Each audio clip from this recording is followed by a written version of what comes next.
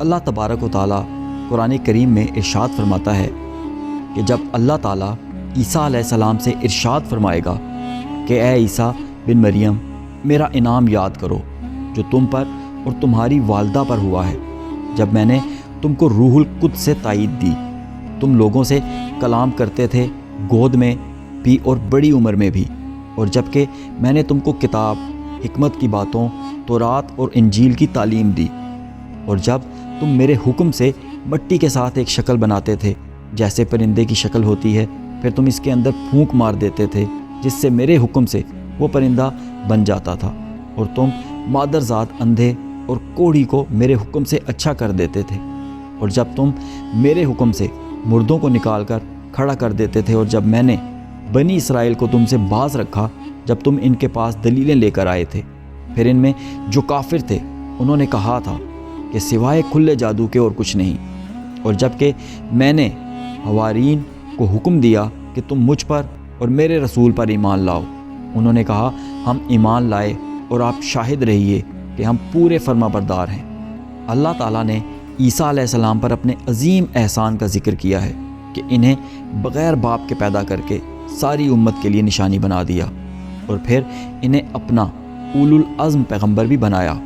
اسی طرح آپ کی والدہ پر بھی احسان کیا کہ انہیں اس نعمت کے لیے منتخب فرما لیا،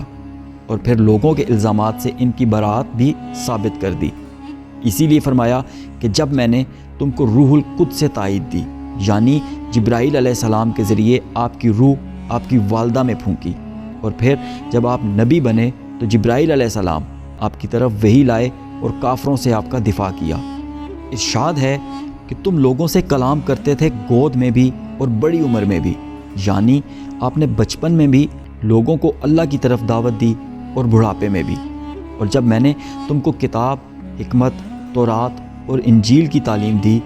بعض سلف سے منقول ہے کہ اس سے تورات و انجیل کے الفاظ اور معانی دونوں کی تعلیم مراد ہے، اور جب تم میرے حکم سے مٹی کے ساتھ ایک شکل بناتے تھے جیسے پرندے کی شکل ہوتی ہے، یعنی آپ اللہ کے حکم سے مٹی کے ساتھ پرندوں کی صورت بناتے تھے، پھر تم اس کے اندر پھونک مار دیتے تھے جس سے میرے حکم سے وہ پرندہ بن جاتا تھا۔ اس معجزے کے بیان میں اللہ تعالیٰ نے اپنے حکم کا 2 مرتبہ ارشاد فرمایا ہے تاکہ کسی کو یہ شبہ بھی نہ رہے کہ عیسیٰ علیہ السلام یہ کام کسی ذاتی کمال کی وجہ سے کرتے تھے، اور یہ واضح ہو جائے کہ یہ سب کچھ صرف اللہ کے حکم سے ہی ہوتا تھا، اور تم مادرزاد اندھے اور کوڑھی کو میرے حکم سے اچھا کر دیتے تھے۔ مادرزاد اندھا اور کوڑ کا پرانا مریض دونوں اس حالت میں ہوتے ہیں کہ کسی بھی دوا سے ان کا علاج ممکن نہیں، لیکن عیسیٰ علیہ السلام اللہ کے حکم سے انہیں صحت یاب کر دیا کرتے تھے، اور جب تم میرے حکم سے مردوں کو نکال کر کھڑا کر دیتے تھے، یعنی وہ زندہ ہو جاتے اور قبروں سے نکل کر باہر آ جاتے، اور ان الفاظ سے یہ بھی معلوم ہوتا ہے کہ ایسا کئی بار ہوا تھا۔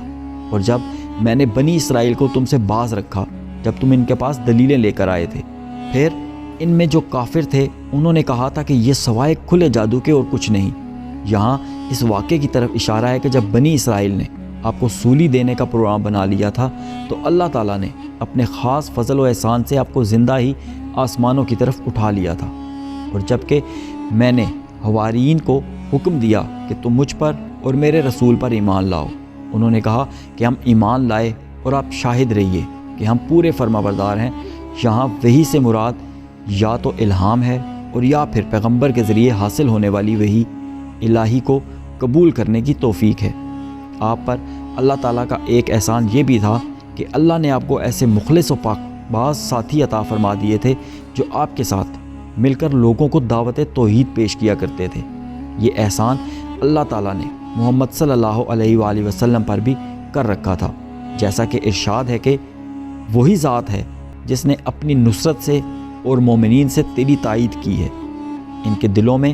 باہمی الفت بھی اسی نے ڈالی ہے۔ زمین میں جو کچھ ہے اگر سارا کا سارا بھی خرچ کر ڈالتا تو بھی ان کے دل آپس میں نہ ملا سکتا، یہ تو اللہ ہی نے ان میں الفت ڈال دی، وہ غالب حکمتوں والا ہے۔ عیسیٰ علیہ السلام کے متعلق سورۃ آل عمران میں ارشاد باری تعالیٰ ہے کہ اللہ تعالیٰ اسے لکھنا، حکمت اور تورات و انجیل سکھائے گا، اور وہ بنی اسرائیل کی طرف رسول ہوگا کہ میں تمہارے پاس تمہارے رب کی نشانیاں لایا ہوں۔ میں تمہارے لیے پرندے کی شکل کی طرح مٹی کا پرندہ بناتا ہوں، پھر اس میں پھونک مارتا ہوں تو وہ اللہ تعالیٰ کے حکم سے پرندہ بن جاتا ہے، اور اللہ تعالیٰ کے حکم سے میں مادرزاد اندھے کو اور کوڑی کو اچھا کر دیتا ہوں اور مردے کو جلا دیتا ہوں، اور جو کچھ تم کھاؤ اور جو اپنے گھروں میں ذخیرہ کرو میں تمہیں بتا دیتا ہوں۔ اس میں تمہارے لیے بڑی نشانی ہے اگر تم ایمان لانے والے ہو، اور میں تورات کی تصدیق کرنے والا ہوں جو میرے سامنے ہے،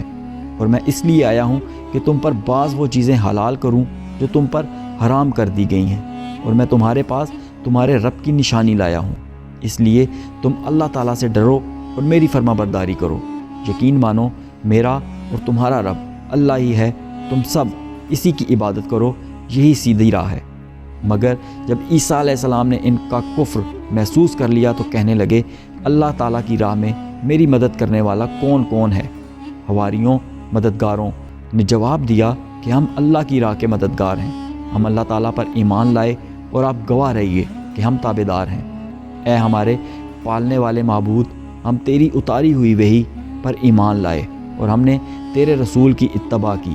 پس تو ہمیں گواہوں میں لکھ لے۔ اور کافروں نے مکر کیا اور اللہ تعالیٰ نے بھی خفیہ تدبیر کی، اور اللہ تعالیٰ سب خفیہ تدبیر کرنے والوں سے بہتر ہے۔ اہل علم بیان کرتے ہیں کہ ہر نبی کو وہ معجزہ دیا گیا جو اس کے احوال زمانہ کے مناسب تھا۔ موسیٰ علیہ السلام کے زمانے میں جادو کا بہت شہرہ تھا، اس لیے انہیں ایسے معجزے دیے گئے جنہیں دیکھ کر اس وقت کے بڑے بڑے جادوگر حیران رہ گئے، اور انہیں یقین ہو گیا کہ یہ کسی انسانی کمال کا مظہر نہیں ہو سکتے، بلکہ بلا شبہ یہ اللہ تعالیٰ کی تائید و نصرت کا ہی نتیجہ ہے۔ اس لیے وہ بلا تاخیر موسیٰ علیہ السلام پر ایمان لے آئے اور مسلمان ہو گئے۔ عیسیٰ علیہ السلام کے زمانے میں طب و حکمت کا عروج تھا، اس لیے انہیں ایسے معجزے دیے گئے جو کسی بڑے سے بڑے ماہر طبیب و حکیم کے بس میں بھی نہیں تھے۔ کون ایسا طبیب ہے جو قبر میں پڑے مردہ شخص کو زندہ کر کے باہر نکال سکے، یا مادرزاد اندھے اور پرانے کوڑ کے مریض کو صحت یاب کر سکے؟ یہ تمام کام ایسے تھے جو آپ کی نبوت کی صداقت کی دلیل تھے۔ جب محمد صلی اللہ علیہ وآلہ وسلم کی بعثت ہوئی تو فصاحت و بلاغت کا دورہ تھا، تو اللہ تعالیٰ نے آپ کو قرآن کریم جیسا عظیم الشان معجزہ عطا فرما دیا کہ اس جیسی ایک صورت بھی کوئی آج تک نہ لا سکا۔ بہرحال جب عیسیٰ علیہ السلام نے لوگوں کے سامنے دعوت توحید پیش کی تو چند لوگ آپ پر ایمان لے آئے جنہوں نے آپ کی تائید و حمایت بھی کی، لیکن اکثر لوگ کفر پر ہی جمے رہے، حتیٰ کہ کچھ بدبخت ایسے بھی تھے جو حاکم وقت کو آپ کے متعلق غلط خبریں پہنچاتے، اور بالآخر انہوں نے آپ کو سولی دینے کا منصوبہ بنا لیا۔ اللہ تعالیٰ نے اپنی رحمت سے آپ کو آسمانوں کی طرف اٹھا لیا اور کسی دوسرے شخص کو آپ کی شکل دے دی۔